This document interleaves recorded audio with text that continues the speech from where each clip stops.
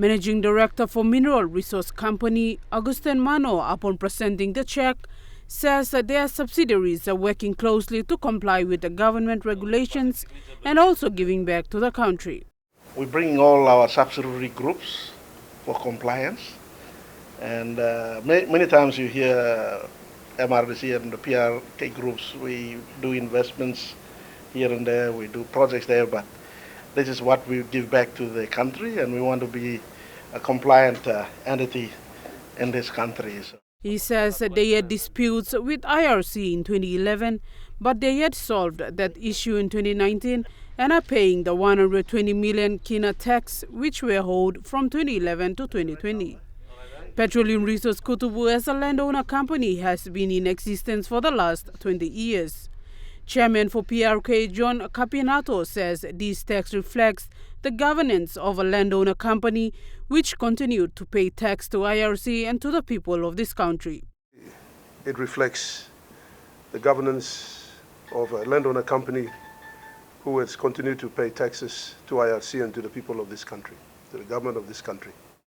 PRK not only pay tax as a landowner company, but we've given employment to all Papua New Guineans. We have contributed in terms of social obligations into the country.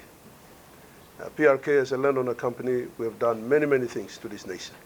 Commissioner for IRC, Sam Koim, says this amount of money is a legacy tax that IRC, MRDC and PRK have been working closely to settle, and it has finally come to fruition.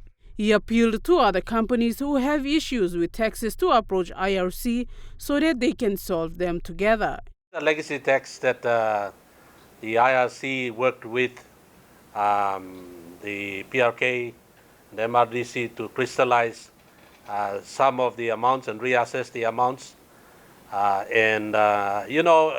Chairman has said, they've given so much to this country through the resource that is extracted from their land. And he further elaborated on where IRC's focus is right now. I would like to appeal to other taxpayers. When you have tax problems, no need to run around and try to do crazy things around the place. IRC can help to spread out the responsibility according to your cash flow and pay the taxes. If you still aggrieved, there are processes to address those things.